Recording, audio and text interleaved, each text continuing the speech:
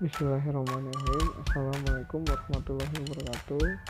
Salam sejahtera untuk kita semua. Perkenalkan, nama saya Akmal Farahi, Universitas Pancasila Bekasi, nomor induk mahasiswa 8720 3181 510, Prodi Pendidikan Ekonomi, dengan mata kuliah pengelolaan pendidikan. Dosen mengampu Ibu Eka Putri MPD. Di sini saya akan membuat video yang akan memenuhi tugas ujian tengah semester. Soal nomor pertama yaitu mengapa pengelolaan pendidikan sangat penting. Pendidikan merupakan sesuatu yang sangat penting dalam kehidupan manusia. Dengan adanya pendidikan, manusia mampu untuk bertahan dan berkembang. Mendapatkan pendidikan merupakan hak bagi semua manusia, tidak terkecuali untuk anak berkebutuhan khusus, seperti yang dicantum dalam Undang-Undang Sistem Pendidikan Nasional Nomor 20 Tahun 2003 tentang Sistem Pendidikan Nasional pasal 5 ayat 1 dan ayat 2 berbunyi, setiap warga negara mempunyai hak yang sama untuk memperoleh pendidikan yang bermutu, dan warga negara yang memiliki kelainan fisik, emosional, mental, intelektual, atau fisik sosial berhak memperoleh pendidikan khusus.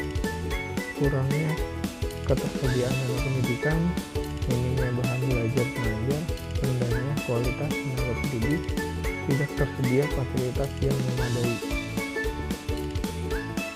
Soal nomor kedua, 8 standar acuan pendidikan. Yang pertama, standar isi. Yang kedua, standar proses. Yang ketiga, standar kompetensi kelulusan. Yang keempat, standar pendidik dan tenaga pendidikan. Yang kelima, standar sarana prasarana. Yang keenam, standar pengelolaan. Dan yang ketujuh, standar pembiayaan. Dan yang terakhir, standar penilaian pendidikan.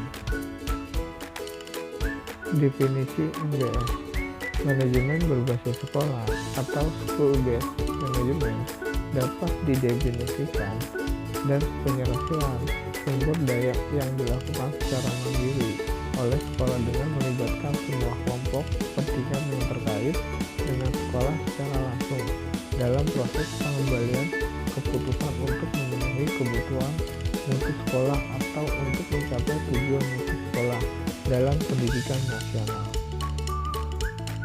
Soal nomor ketiga, perbedaan pengelolaan pembelajaran dan pengelolaan kelas. Manajemen kelas berbeda dengan manajemen pembelajaran. Manajemen atau pengelolaan kelas adalah suatu usaha yang dilakukan oleh penanggung jawab kegiatan pembelajaran dengan maksud agar tercapai kondisi optimal sehingga dapat terlaksana kegiatan belajar sebagaimana yang diharapkan.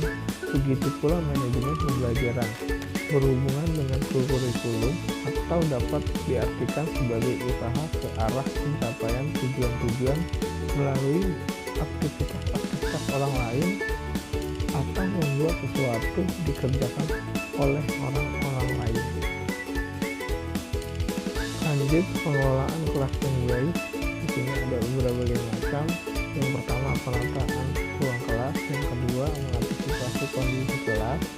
Ketiga, tetapkan aturan dengan tegas namun bersahabat. Keempat, pastikan siswa tetap fokus. Kelima, serius tanpa santai. Yang keenam, bersemangat sejak awal pembelajaran. Dan yang terakhir, 7, posisi berdiri ketika mengajar. Soal nomor keempat, apa yang dimaksud pengelolaan peserta didik? Pengelolaan peserta didik merupakan penataan atau pengaturan segala aktivitas yang berkaitan dengan peserta didik, dari sejak masuknya peserta didik sampai keluarnya dari sesuatu lembaga atau sekolah. Kegiatan-kegiatan pengelolaan pendidikan diarahkan agar peserta didik mendapatkan layanan yang optimal. Oleh karena itu, pengelolaan peserta didik memiliki kedudukan paling penting yang merupakan sentral layanan di sekolah. Pengelolaan peserta didik menitik beratnya pada layanan siswa secara individual dengan harapan agar para siswa dapat berkembang sesuai dengan bakat dan kemampuan individu masing-masing, sehingga dengan adanya pengelolaan peserta didik ini dapat membantu kelancaran upaya pertumbuhan dan perkembangan peserta didik tersebut melalui proses pendidikan di sekolah. Dengan demikian, pengelolaan peserta didik itu bukanlah dalam bentuk pencatatan atau pengelolaan data peserta didik saja, melainkan meliputi aspek yang lebih luas yang secara operasional dapat digunakan untuk membantu kelancaran upaya pertumbuhan dan perkembangan peserta didik melalui proses pendidikan sekolah. Soal nomor 5, mengapa dibutuhkan revisi kurikulum? Karena kurikulum merupakan suatu landasan pembelajaran sehingga setelah beberapa tahun kemudian kurikulum dievaluasi dan diterapkan agar bisa menambah mutu kurikulum. Dengan itu maka dikatakan pembaruan kurikulum supaya dapat menyeimbangkan dengan pendidikan lain. Yang berperan dalam revisi kurikulum, peranan para administrator pendidikan.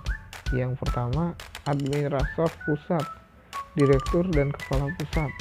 Yang kedua, administrator daerah, kepala kantor wilayah. Yang ketiga, administrator lokal, kepala kantor kabupaten, kecamatan, dan kepala sekolah.